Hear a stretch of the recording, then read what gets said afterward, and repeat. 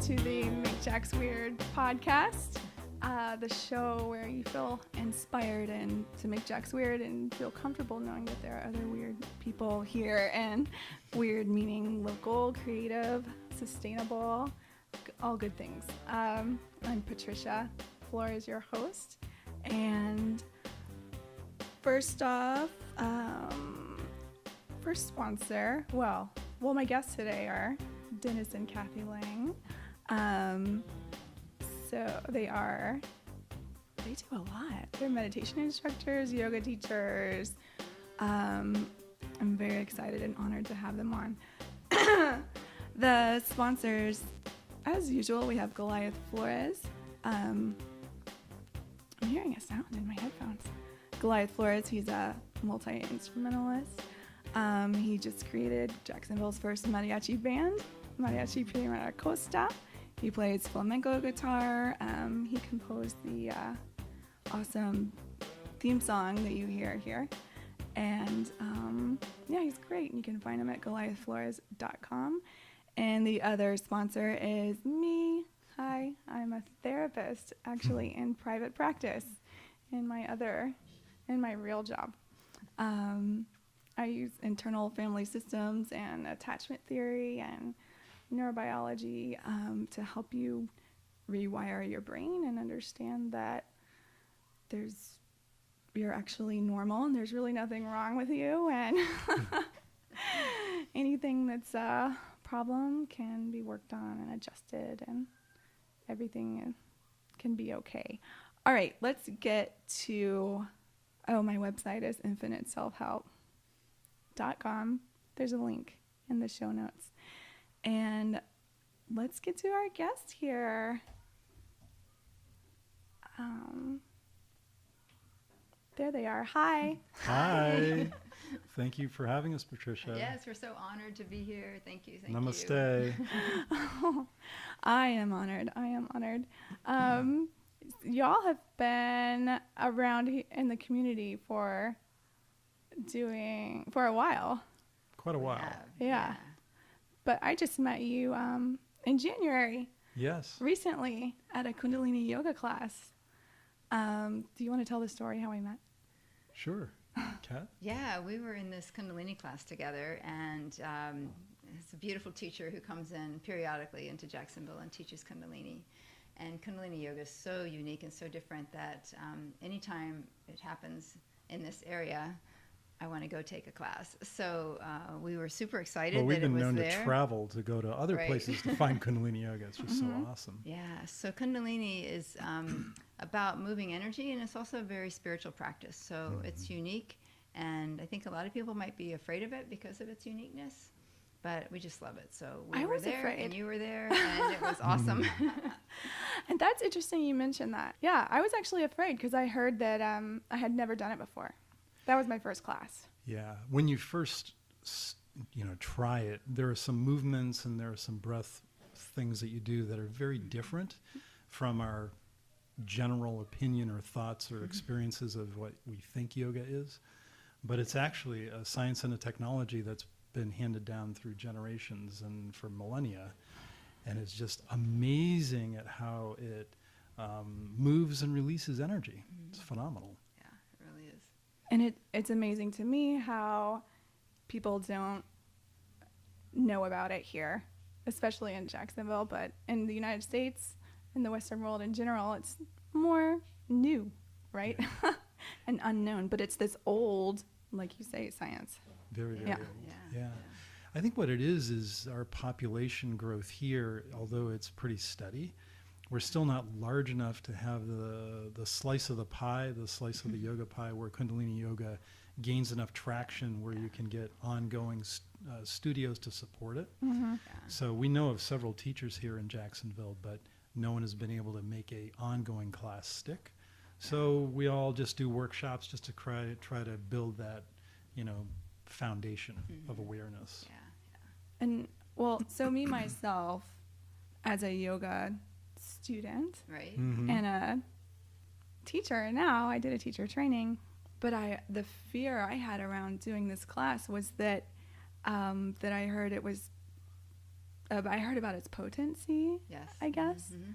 and I was afraid of maybe it was like not appropriate for everyone, or could be too stirring up the energy too much for some people. So like anyone off the street maybe is not appropriate to go to a Kundalini yoga class and stir up all your energy. That's what I was afraid of, I guess, it being too much. But it wasn't too much. It was just enough. Yeah. But it was very intense. I think in It is intense. theory, it could be misconstrued or thought to be such, like you say. But truthfully, any of these other styles of yoga or any of the other contemplative arts, Tai Chi, Qigong, or any of the moving arts can be, if you don't bring the right intention or if you're not with the right mindset, then you can, kind of bubble up things that can make you uncomfortable. But in all of our experience, and we've been in a lot of Kundalini classes with a lot of different teachers around the U.S., we've never seen anybody like flip out and lose their minds. And we have never lost our minds. So I can assure you that if anything, we're better in our lives together and individually having done Kundalini Yoga. Yeah. And I would agree with that now too, Yeah. at this point. But maybe there is often fear when trying something new. But that's kind of a Always, yeah. theme for your initiative, is that it's unconventional. Mm-hmm. And sometimes the things which are unconventional and out of the norm, or maybe kind of like swimming upstream, are the things that people are fearful of. And then they start to develop these opinions and thoughts, and a lot of them are false. So Yeah. Right. So the ideas, that the mind makes up and fear are just, they're false. Because it's just the fearful mind making stuff up. Yeah. That's not true. chatter, chatter, chatter. 40 to 60,000 thoughts a day. Chatter, chatter, Really? chatter. Yes. Yeah. It's been gosh. measured. Yeah, it's been measured. That's a Yeah. lot of thinking, isn't it? About every Yes. second or every second and a half, we have a thought that usually is useless, frankly. So, Yeah, and I feel like that's what I do as a therapist. People think people don't think that's what I do, but that's what I is. That is what I do. I teach people not to listen to their minds. Yeah, Like, please Right. stop listening to that. That's not you. Right. Because people get very disturbed by the random thoughts in their head because they think it means something bad about them, Yeah. Yeah. or they believe it, and then they go into a downward spiral. yeah. Yeah.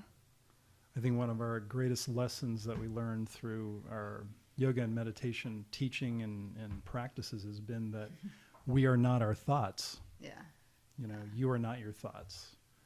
And it's so easy to get stuck assuming they are you, but in fact they are not. Right. And it's so simple and complex at the Yeah. same time. So how long have you been teaching meditation?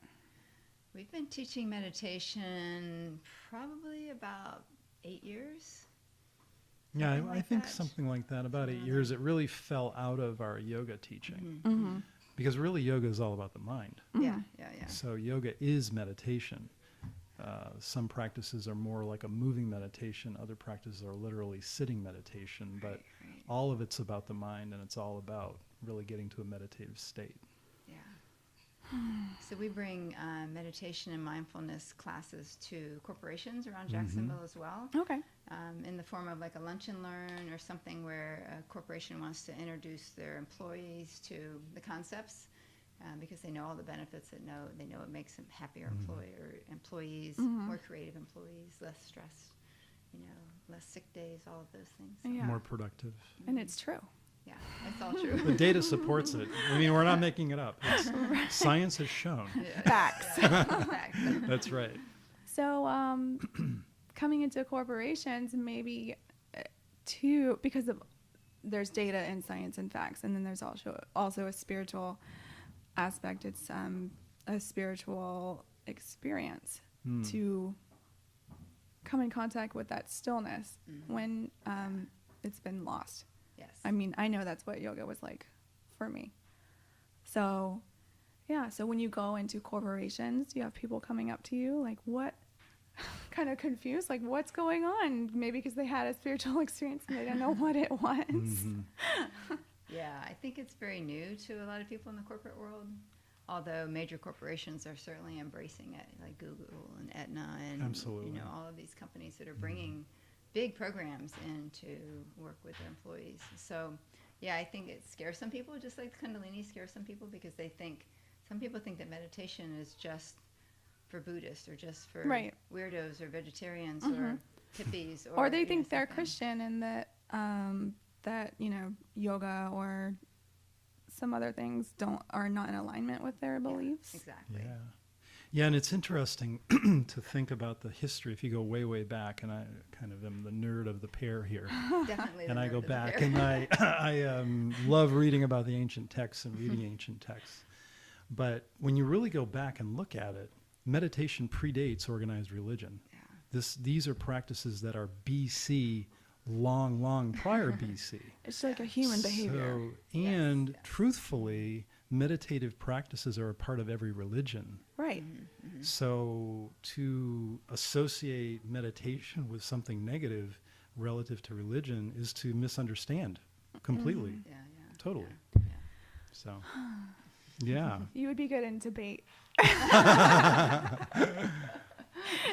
Perhaps.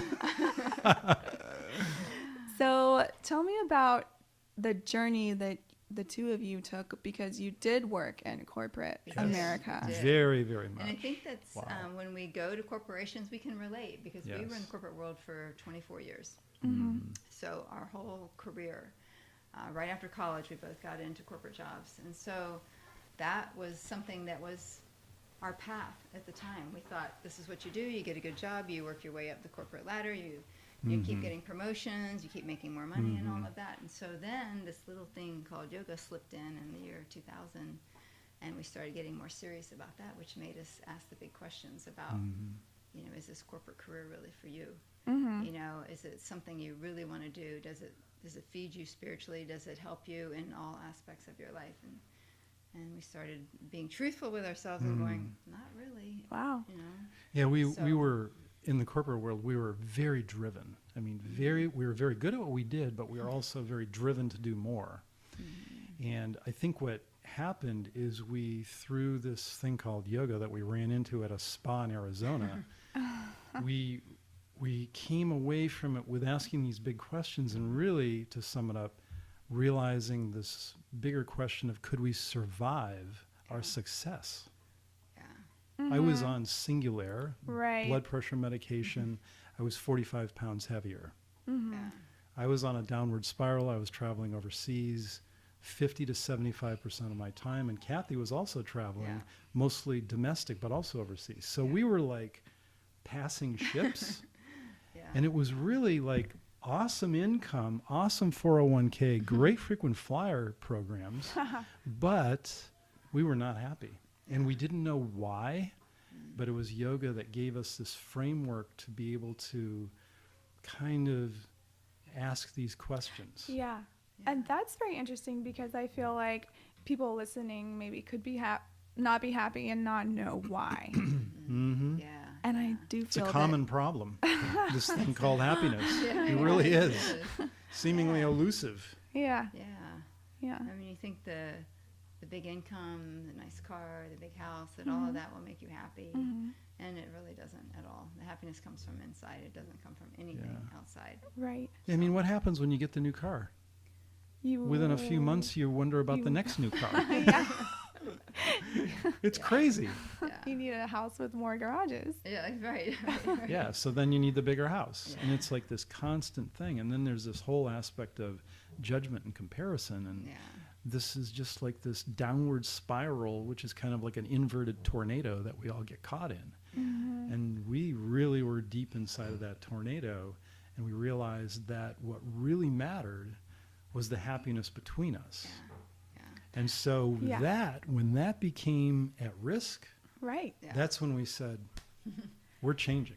And that's interesting too, because again, I've met you recently, and then the couple people I've spoken to, like, oh, do you know Dennis and Kathy Ling, that know you, have mentioned how you're always together. We are. We are. And I think it's because, we got married like everybody else gets married to be together, right? Because we love each other. So I think the first 24 years of our life when we were in corporate America, we were not together. We were traveling different directions. And so I feel like we're making up for lost time. Right. And also, maybe we overcompensated, but we don't think so. But yeah, people say, oh, they're so weird because they're always together. Right. We go to the grocery store together. We do everything together. And so it is a dimension of weirdness that we hear about, because people say, you guys are together again. I couldn't work You with go to my the grocery husband. store together, you know, you're always together. I mean, but it's true. I think it's a matter of wanting to be together. Right. Yeah, So we co-teach yoga together, we travel together doing that around the U.S. and lead retreats together. So yeah. It sounds like a happily ever after. Like you've achieved it. You found it. Well, we're much happier now than we were before. That's we for were, sure. though, on a downward spiral. Yeah. And it was, again, this thing called yoga that really created the pause in a very methodical way that led us to then reinvent ourselves. We completely reinvented ourselves. I mean, people who knew us previously in our, and I will say, and I'll use the term corporate consciousness, people who knew us then, when they realized where we were headed and what our direction was, they thought we were nuts. They were worried about you. They were worried. Like, are you out of your mind? What are you doing? I Leaving was- this big job.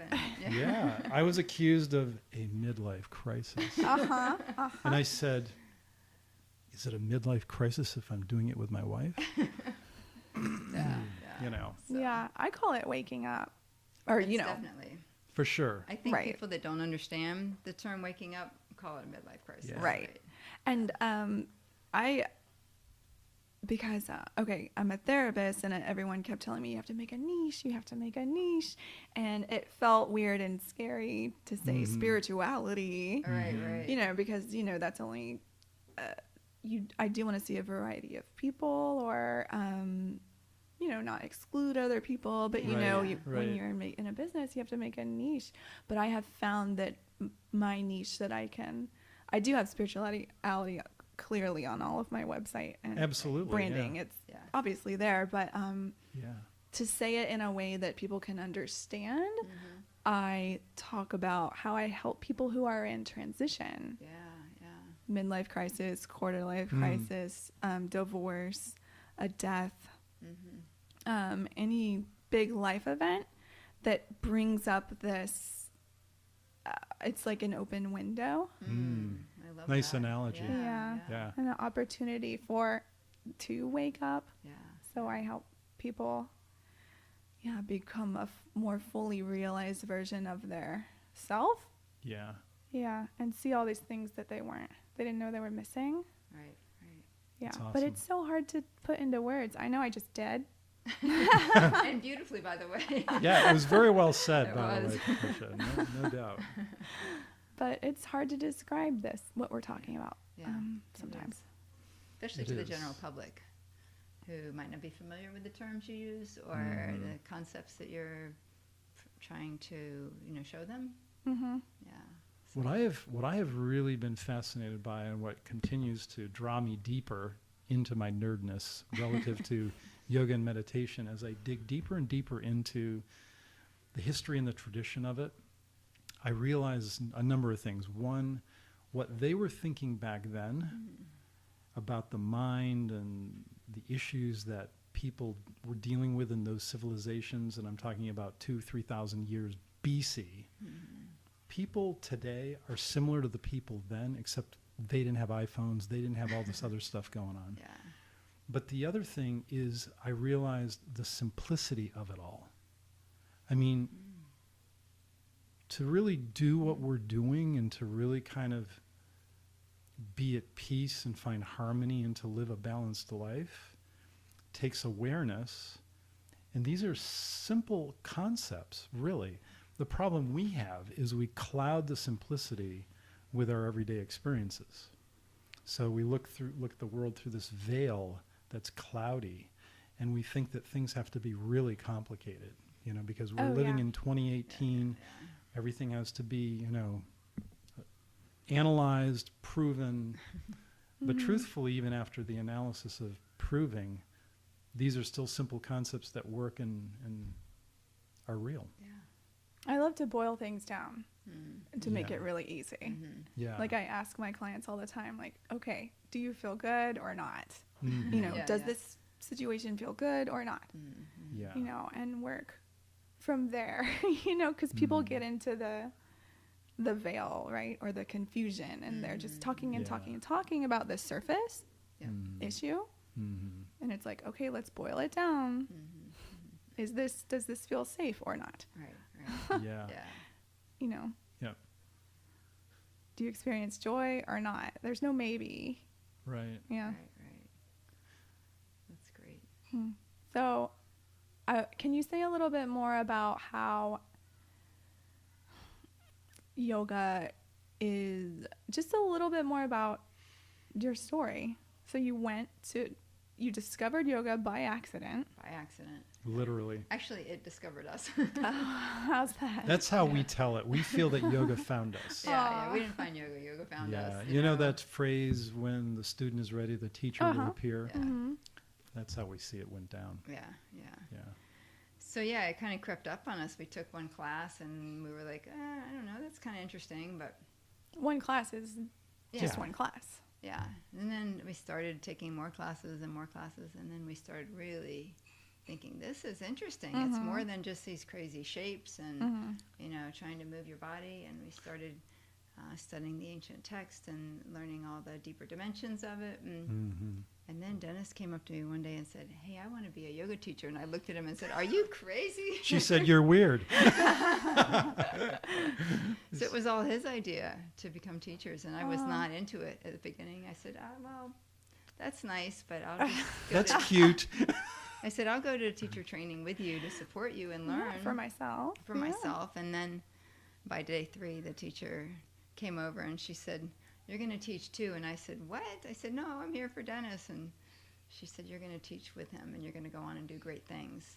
Aww. And this was Stephanie Keach. We went to the Asheville Yoga Center and got our training. And she's a woman who just can see your future and can see beyond your own veil Okay. and show you what your life is going to look like. She Yeah. had that kind of beautiful insight. And so when she said, you're going to teach together and go on and do great things in yoga, I was like, yes, ma'am. And I started paying attention in class and, you know, in the teacher training. And then we both got certified and then went on and get our 500 hour. We and then, became really kind of very dedicated, yeah, you know, with Yes, it all. very We really serious. drilled into it and yeah.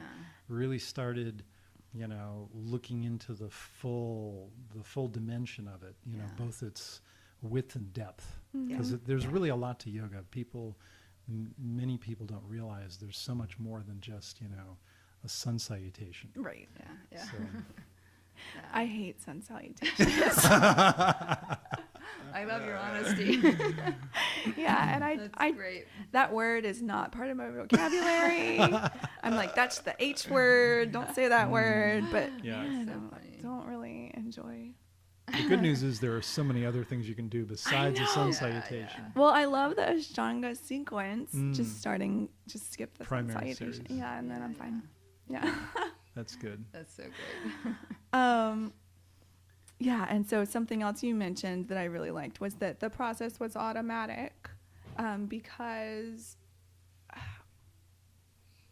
growth is automatic if you allow it. Yes. And Yes. yoga is one path that's like helpful, full of helpful tools Yes. for that automatic growth path to happen. Yeah. It's the intelligent, if you think about the intelligence in ourselves, that they know what to do. I think our spiritual growth or our journey in life, it wants to unfold Mm-hmm. as well. I think you're right. Yeah, definitely. Yeah. So as long as you get on that path, it will unfold Mm-hmm. Yeah, yeah. naturally. Yeah. You open the window. Yeah. Yeah. Yeah. I think the challenge is that I am absolutely guilty of this. You go to college, you typically will find some kind of a discipline that resonates with you, quote unquote. You may be responding to guidance from family or culture or Exactly. tribe or whatever. But that's like unnatural. It's not growth. Exactly. It's just simply A formula. moving forward. Yeah, a formula.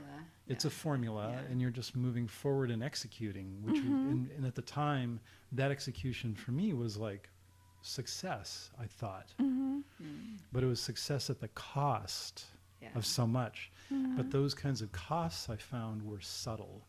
They Right. creep up on you. And you don't notice it's not it. like going out and breaking your arm, which is an abrupt thing to do, right? Yeah. It's like stress creeps up into your life, and Yeah. it can then affect your happiness, which affects everything. So, Yeah. yeah. It's a lot, but it's simple.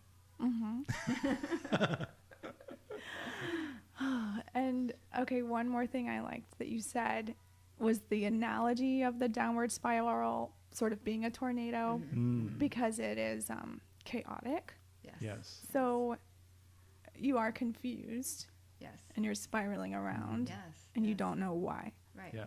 I mean, you feel bad, but you don't know why. Yep. You lose your frame of reference Yeah. in that. Yeah, because everything's Yeah, it going gets in a circle. confusing. Yeah, yeah, Exactly. Yeah. yeah. Yeah. And then, but then, so, in the middle of a tornado is the stillness Exactly. that you can find. Yeah. So you were able to find it. Yeah. Yeah. We got to the eye of the storm.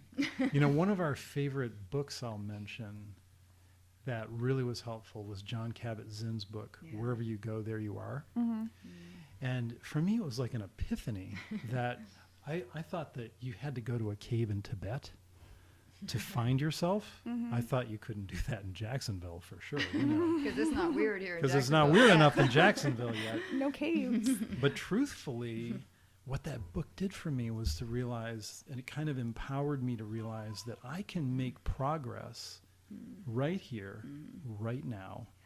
And that progress can be relatively simple by taking little baby steps, in the right direction. Yeah. So that was kind of a liberating thing for me, Yeah. Yeah. especially for people like us who have traveled the world. Right. Yeah. We often thought, well, surely there's someplace in the world with the answers. In fact, it's like the It's cosmic. inside of you. I know. It's like the cosmic joke is the answer is in here. Yeah. It's inside. It's Yeah. inside. It's with you. You just have to, like you might say, peel the onion Yeah. or lift the veil. And I experienced that myself because I had traveled the world and I ended up what I felt like stuck in Jacksonville because I never intended to live here, but I was married to somebody in the military and then we were here and I didn't think I would ever be here that long. And then I went to graduate school here because I lived here. And then, that feeling of, I did experience that stuck feeling. And I'd been to Australia and New Zealand and Hawaii and Paris and Rome and Spain. And I felt claustrophobic in Jacksonville, Florida, and stifled. Yeah. And I was talking about not feeling good and not knowing why. I didn't know I was stuck, but which is very interesting. I didn't understand the concept of being stuck, I think. And then I finally read a book called If the Buddha Got Stuck. Oh yeah. Perfect. that I had picked up somewhere, and that was helpful for me.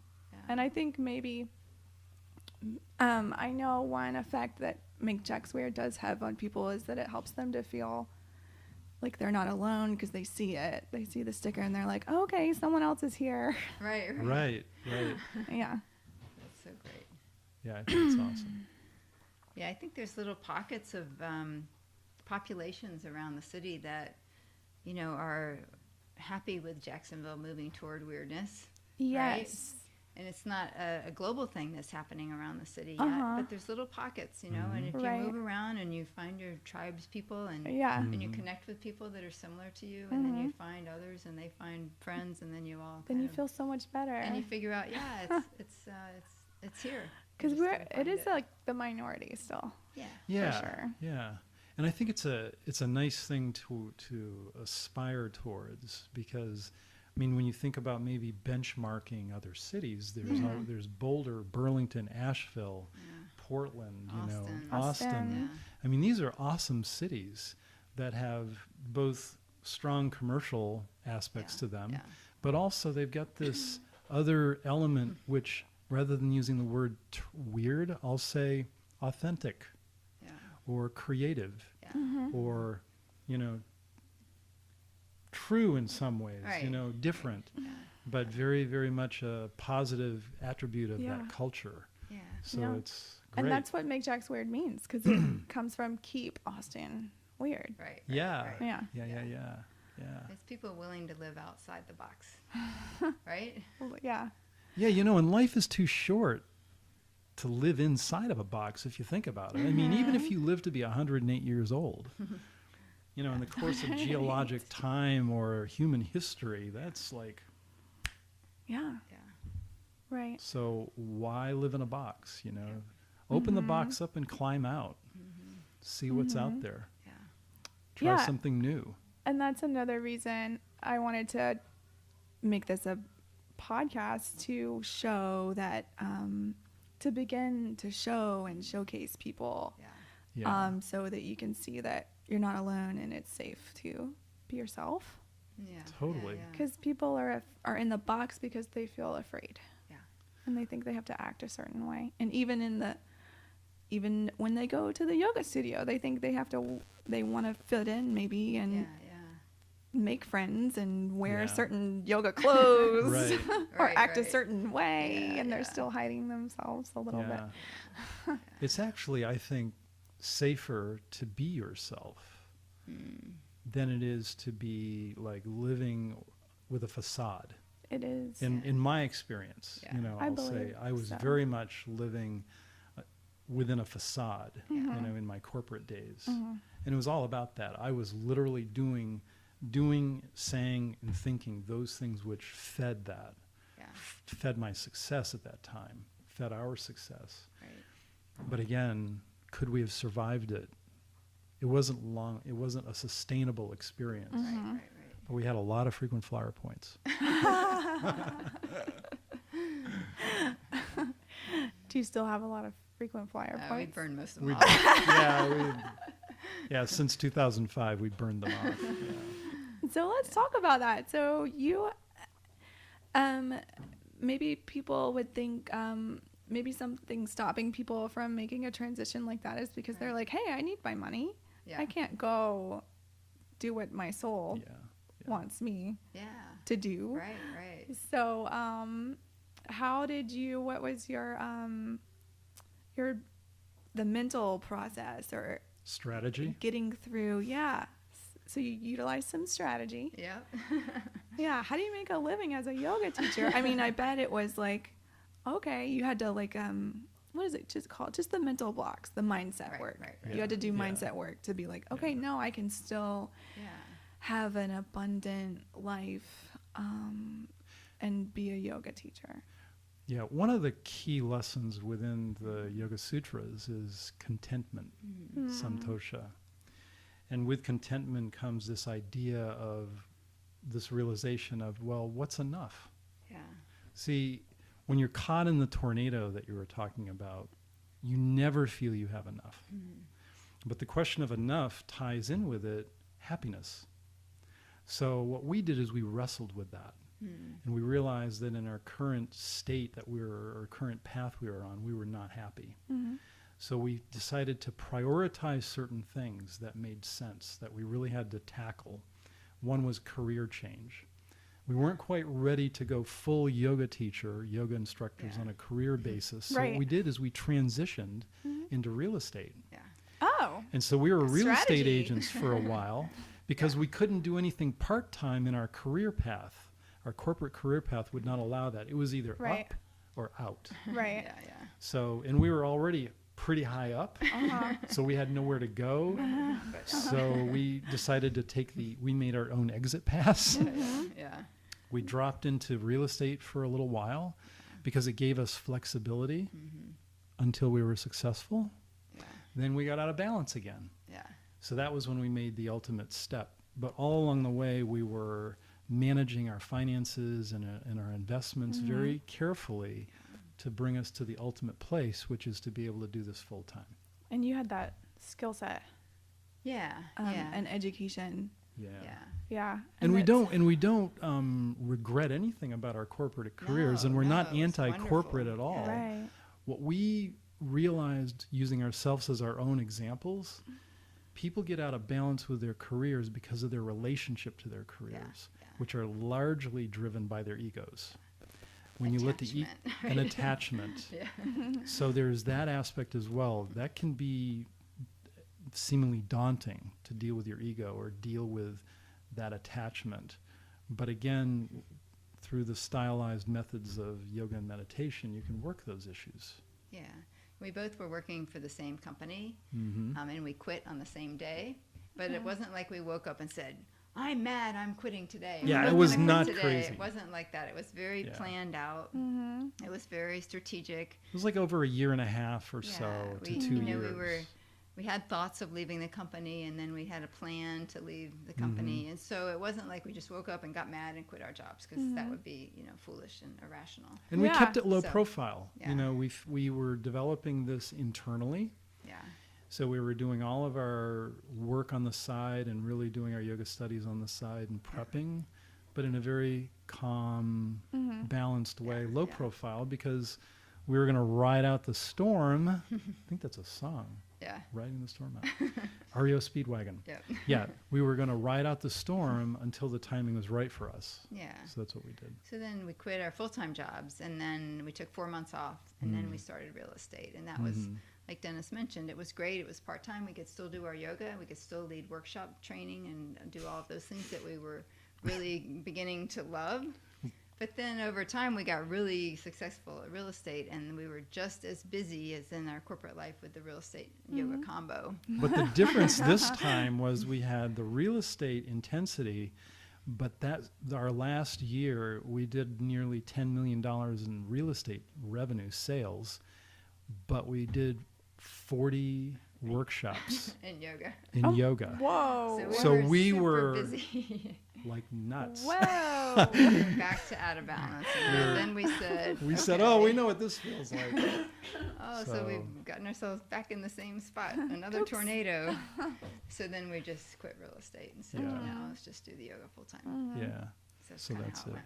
went. So, for people listening who aren't who feel stuck, maybe one factor is that they don't know about strategy, or they just don't have any idea about strategy of how to get out of their job. Yeah. If they're just, I don't know. I don't know. I mean, me growing up, I didn't have a lot of guidance or mentors, or I've really struggled as an adult learning everything by myself. Yeah. And I've gotten to where I am by being self-taught. Right. I can imagine. So, just for anyone listening that feels like, well, I don't work. My income is low, and I don't work, high up anywhere, and I can't. I can't. Like you can. It's okay. Yeah. You just have to learn. Yeah. Learn some new skills. And how many podcasts? There's a podcast for everything. Oh, these days is a great day to be a student of anything. Uh-huh. Yeah. I mean, it's not like when Kathy and I were young, and I'm not going to say our age, but back in the days when we were, students or learning in the younger days, in the olden days, or whatever those days were. I don't know where I'm going with this. But actually, today, though, with podcasts and YouTube and this and that, there's so much available for us. I mean, me as a recent learning musician, okay, I mean, my gosh, there's so much out there. But that's just one example if you want to learn a musical instrument or you want to learn a new career or you want to be a yoga teacher. These are things that are readily available to you. Right. And counseling. You can go and have life coaching and counseling by people such as Patricia. Patricia. Yes. Thank to help you along Thanks your for way. the plug. So, yeah. Yeah, and it's an awesome time to be an entrepreneur. I mean, it really is. There's so much available. I mean, with social media, I mean, my gosh, it's awesome. It's exciting. It is. It is. And it's That's fun. we feel really positive about the future because of, the way technology can be used to support people entrepreneurially, to be able to really reach inside of themselves, get creative, get out of the box, take a step into it, Yeah. And there maybe you make a mistake or two. Okay, go do it again. Yeah.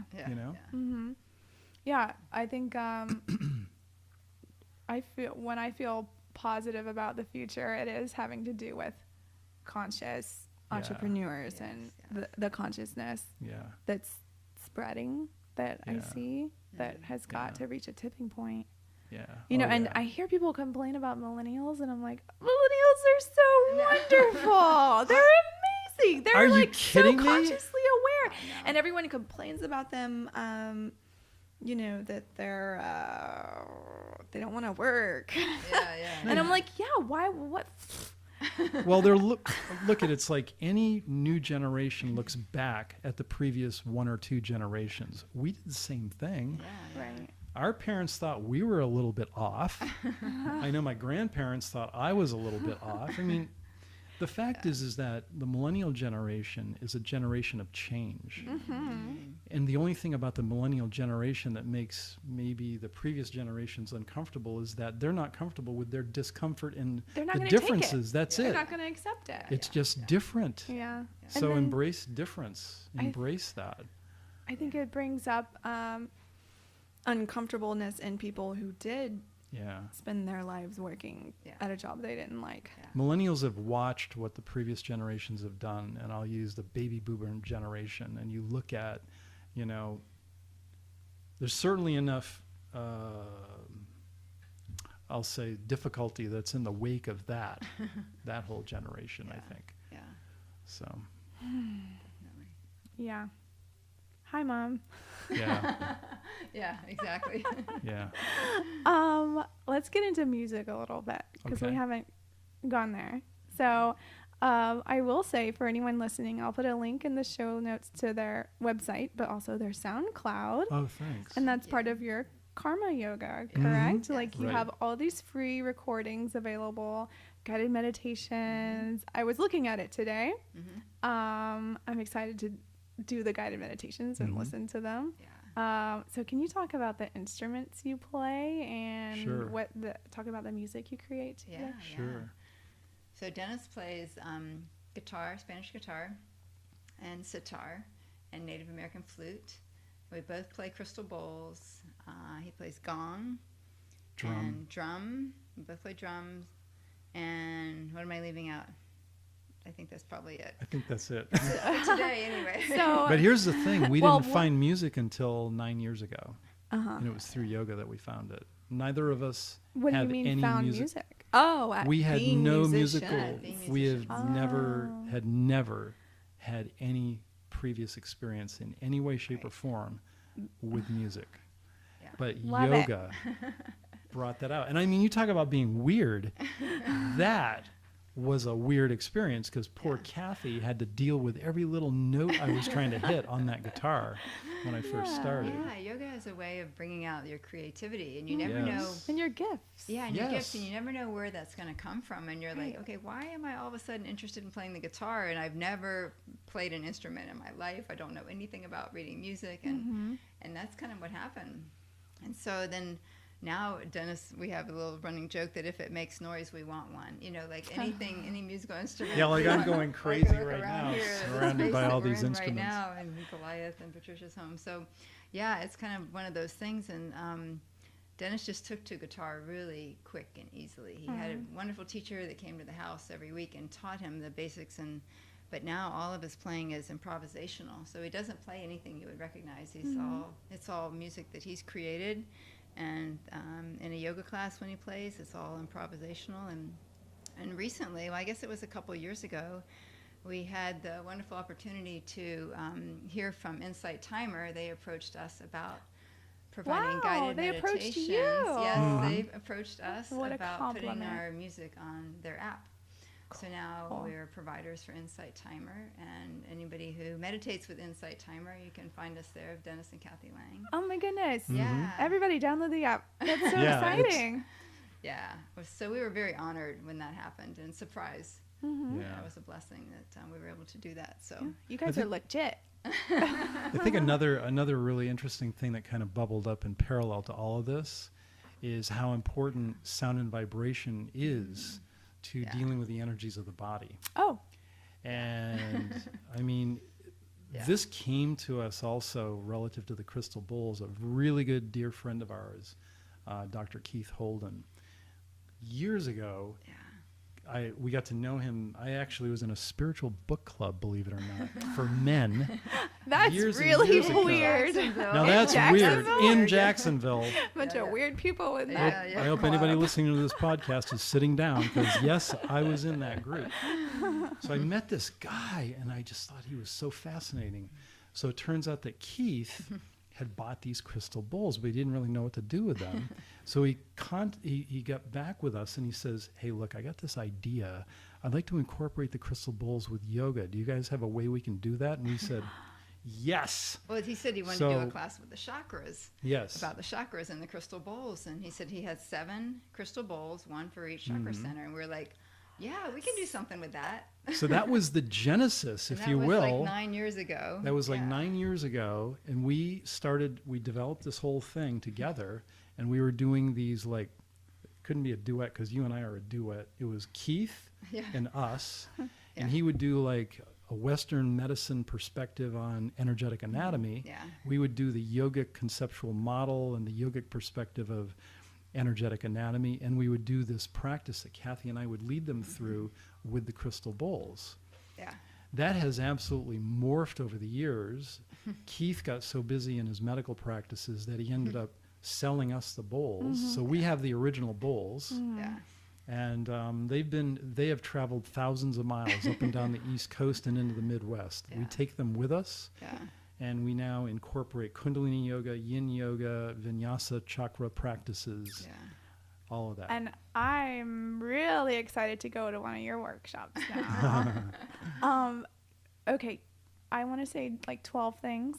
Okay. But first of all, for anyone listening that's like, what is a crystal bowl? And you don't know, like, what's are a they talking crystal about, right? bowl? That sounds weird. Yeah. So crystal bowls come from the ancient Tibetan brass bowls that were used in rituals and different religions throughout the years. And so when crystal silica came into being to be used for motherboards on computers, they also found that you can make beautiful bowls out of the same material. And so they started making these crystal bowls, and the size and the thickness and the dimension and all of that goes into what kind of sound it makes and what kind of vibration it transmits out to people that are around the bowls. So that's kind of how they came into being. Yeah, I wanted to ask y'all to bring one and play it, but then I was scared because I saw one break one time, and I never want to see a bowl break ever again. No, that's. We haven't It broken was one, very thank goodness. sad. But so what do they sound like? Well, we have a lot of recordings on our website. Okay, In fact, we've got on the SoundCloud site, we have playlists set up, and some of the playlists one of the playlists is just crystal bowls and crystal bowl meditations. Then we have other playlists as well. Okay. I guess if you wanted to try and describe it, if you've ever put your finger around the top of a wine glass and Yep. heard that sound. It's similar to that, but much deeper and richer. And it resonates in your body. Yes. It resonates down to your very cells. Yeah, there are several things happening all at once. You're having an experience of entrainment, entrainment being the synchronization of these vibrations internally to the mind and body. But then there's also this aspect of the nervous system, where we have this nerve that runs from the base of our brain all the way down through our organs in the torso. It's called the vagus vagal nerve. nerve. Yeah. And of course, you know all about it. I do. So we're preaching to the choir, so to speak. But tell the listeners. But when you pull that all together, there's this incredible resonance that you achieve with crystal bowls. They're very sonically efficient, the way that they transmit their sound and the vibrations. So it's literally like having a massage, Yeah. but it's Oh, a yeah. sound massage. Because it relaxes the cells Yeah. Yeah. instead of like pulsating chaotically, they're allowed to vibrate Right. and sync. Yes. And so each one of these bowls could be tuned to a certain note or a certain frequency for an organ, so that when you then play the frequency for that organ, it creates a harmonic so that that organ becomes in more balance. You know, The organs of the body. Yeah, the organs of the body, not the organ here. and you know what's amazing is that,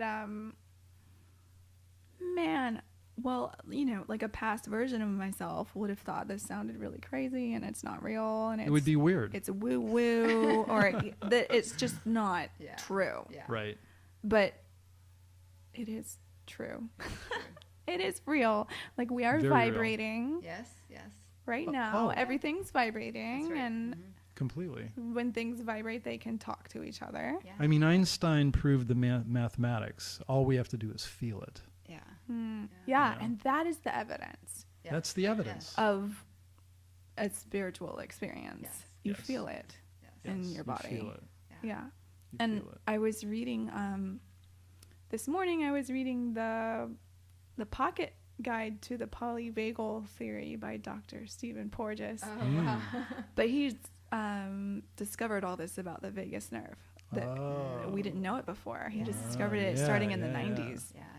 Yeah. It's new. It's kind of cutting edge stuff Yeah. these days. But he wrote in there that the most potent way of stimulating neuroception for safety is through sound. And perception is what we perceive Right. consciously. Neuroception is what our brain, again, science, this is true and real, what I am saying. Yes. So neuroception is what our brain is perceiving outside of our awareness about our environment. So we're affected by sounds Yeah. Yeah. Definitely. Yeah. very strongly, and our nervous system can be calmed Mhm. by calming sounds. Yeah. And he writes how the most calming sounds are that we know of are like lullabies. So like the mother calming the infant, Yeah. and like folk songs. Mhm. But like when the melody's it's higher and going up and down. That's known to be Yeah. calming. Yeah. But We'll have to get a he copy didn't of write that about book.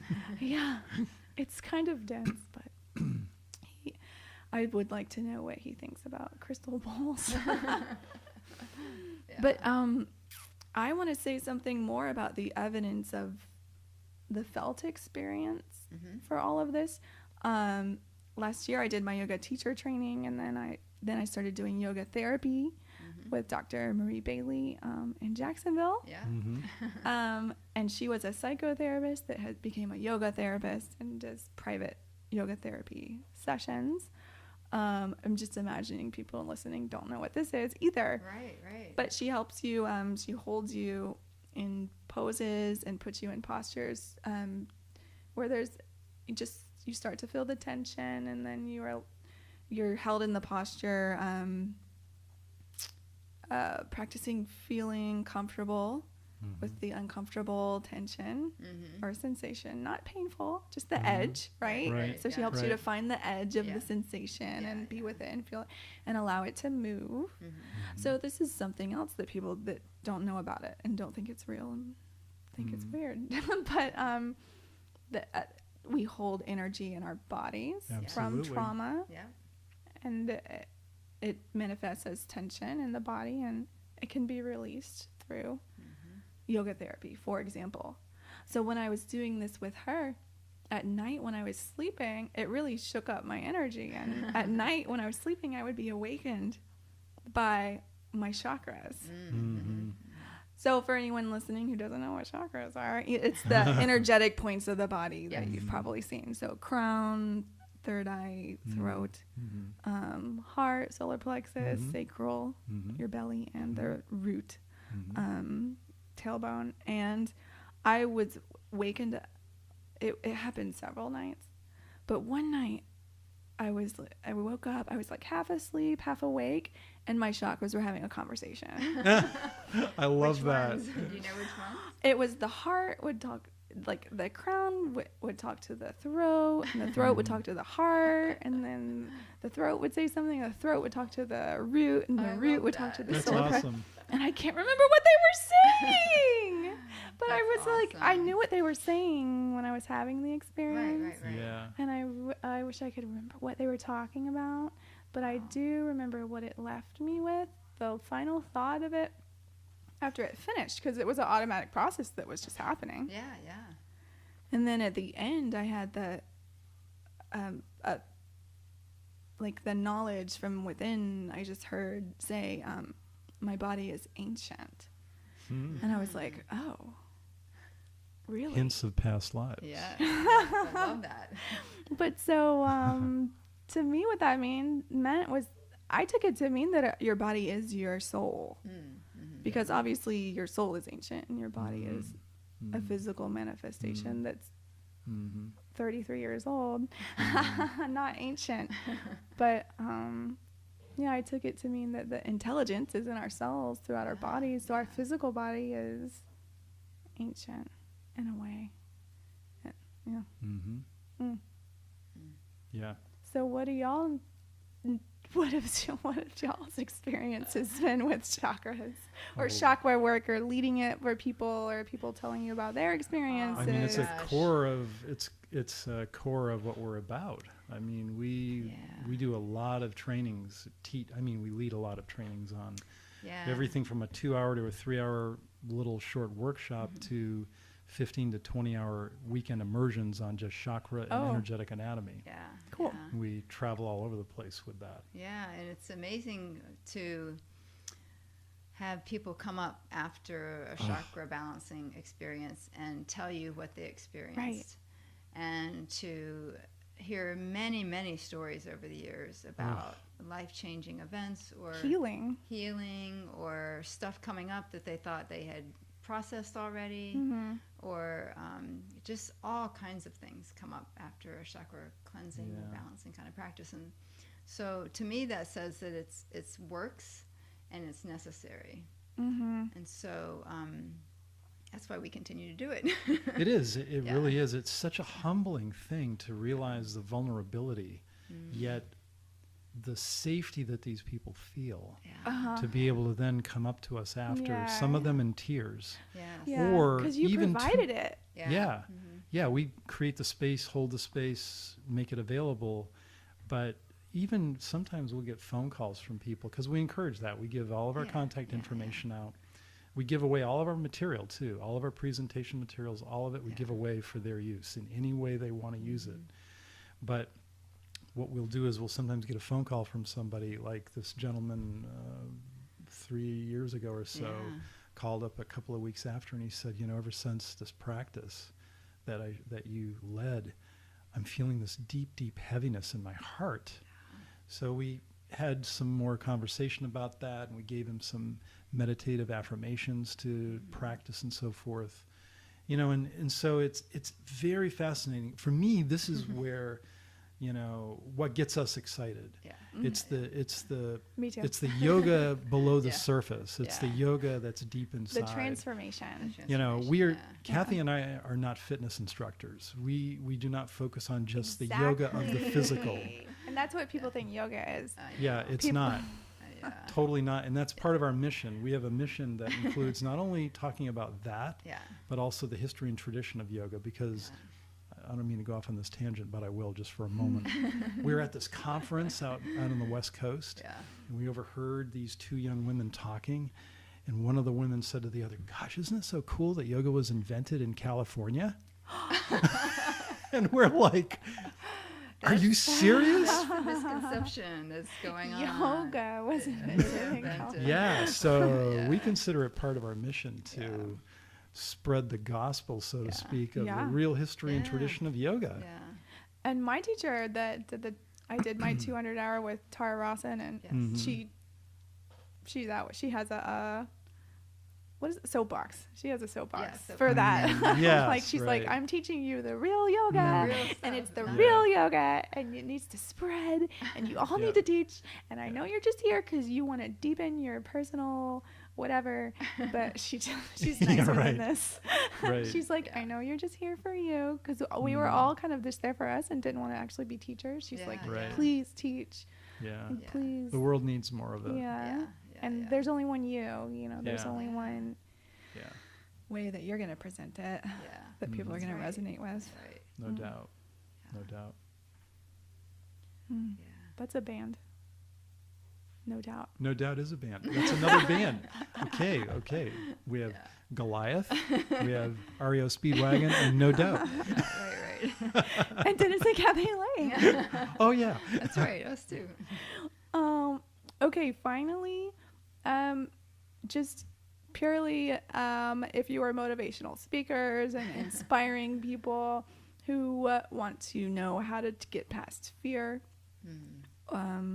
or begin this process of change, or they have an idea inside of what they want to create, and they're struggling with how to do it, and they made their New Year's resolution, and now time goes by and they haven't done anything. Like, just change. Can you speak to change and action? Yeah. I think one of the things for me personally when we left the corporate job was worrying about what other people would think. Yes. Family members, friends, everyone knew you as this person. You were a corporate climber, you were very successful, you know, they had you in this box, and that's how they understood you and related to you, and that's, you were known to them by that person. And then when I started to change and I was coming out of the box and not that person, it made people feel a little bit uncomfortable. They were like, wait, this isn't the Kathy I knew, you know? So just don't worry about what other people think of you. That's one of the 4 agreements, if you ever read that awesome book. And just do what feels good in your heart, and don't worry about what other people are saying or doing or thinking about your new actions, because they're going to be a little bit confused. Right? Expect and they it. won't know how to maybe they won't know how to deal with you sometimes, and it'll be confusing to them. So just don't worry about them. They'll work it out, right?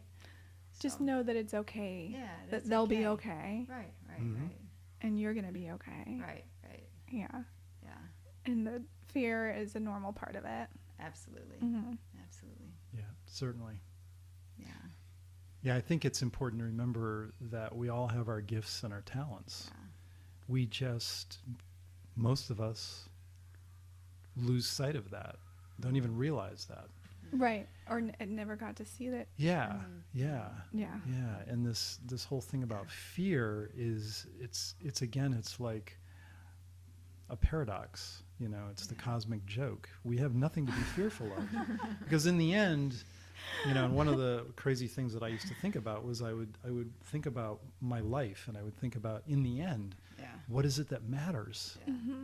You know, it isn't going to be the new car or the big house or whatever any of those things are. What matters is, what did I do to contribute in a positive way that is the betterment for all beings, you know. Now I'm getting a little philosophical on you, but Yeah, did you I like Brendan Burchard.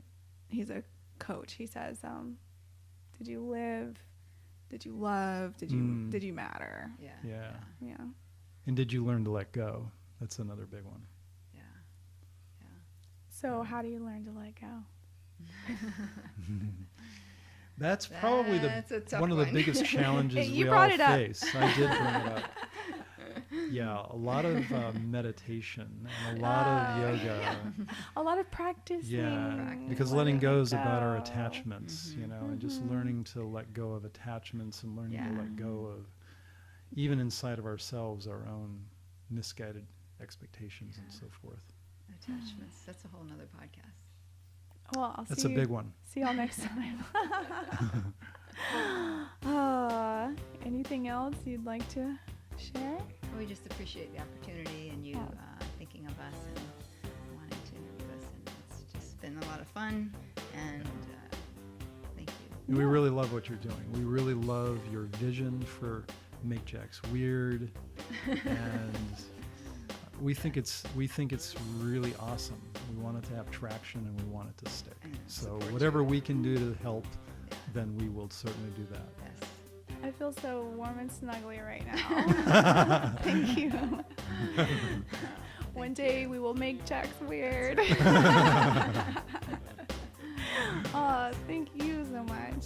I'm so happy Thank you to have so met much. you. Yes, me too. You're the best. See you.